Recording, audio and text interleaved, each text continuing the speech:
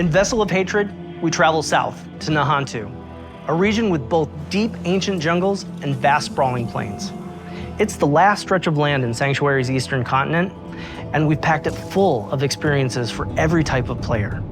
In this expansion, there's a whole lot to explore under the dark canopy of Nantu.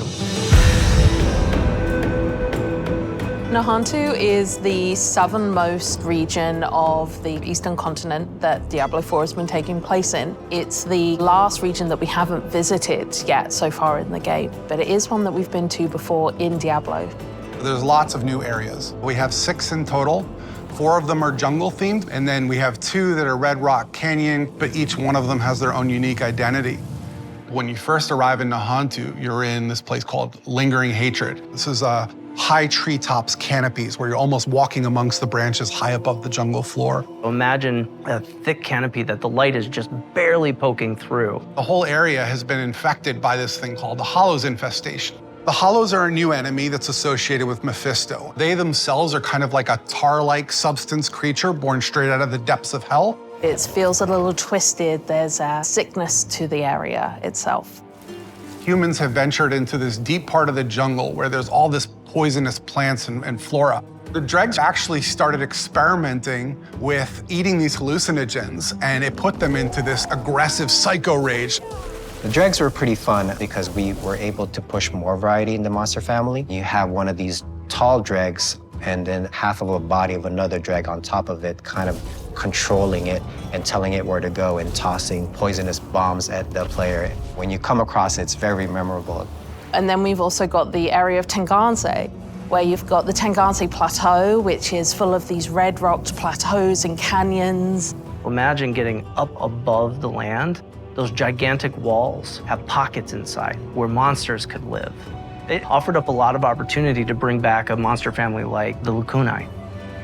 We're bringing them back in a new way here as a fully fleshed out monster family with multiple classes. What a more brute force looks like, what a caster looks like. They are very much apex predators, and we're definitely in their territory.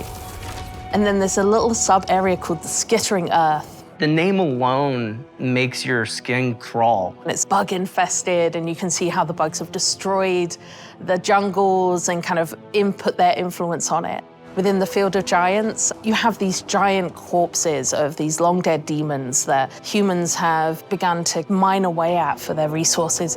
While they've got a lot of use out of them, they're also toxic to the land around it. The notion of massive demons walking Sanctuary 1,000 years ago is really thought-provoking.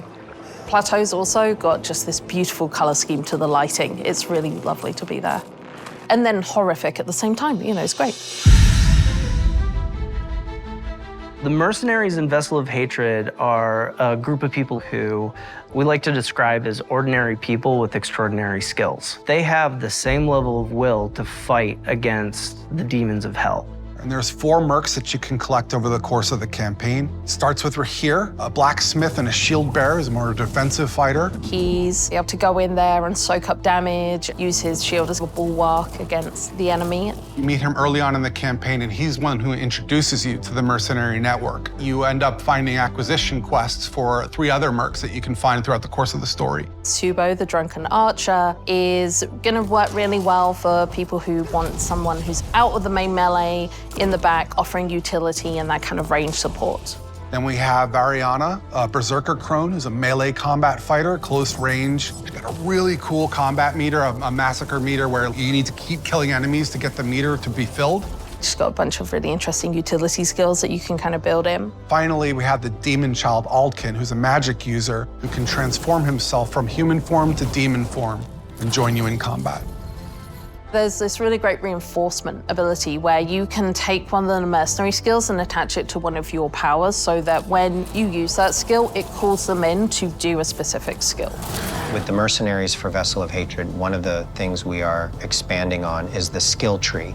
For Diablo III, you had a very basic type of mercenary, but this time you can actually push a little bit more into the skill tree and make the mercenary the way you would want to play. Going through each mercenary progression arc and outfitting their skill tree so that it's complementary to your character build, I think that's where the fun in the mercenary system really lies.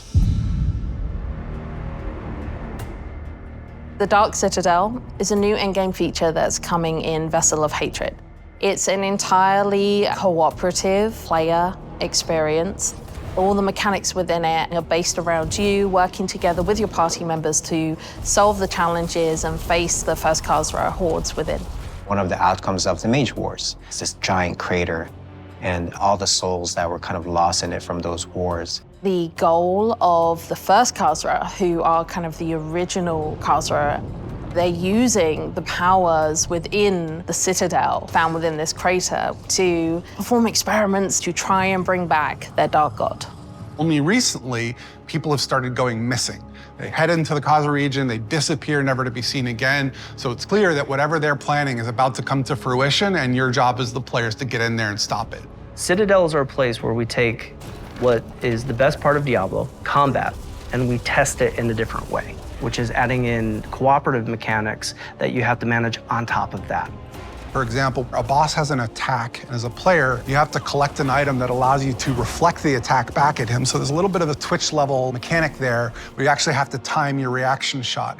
What's interesting about it is when you get multiple people in there, we're each responsible for reflecting that shot once, so we all have to sort of master the timing of that move. You can't do that kind of thing without coordinating as a team, and that's sort of the example of what Citadel gameplay feels like.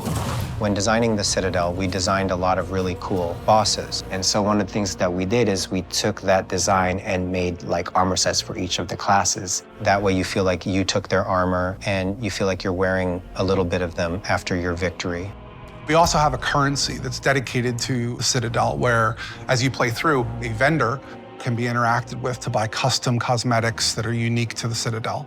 You can play with 2 people, but the ideal experience is for 4. In order to facilitate that, we've built an all-new Party Finder feature, and the community has been pretty vocal about wanting this for a long time. It made a lot of sense to us to pair it with this new Citadel mode. It really is an activity that's geared towards people who love to play together with their friends or with strangers and enjoy that cooperative gameplay.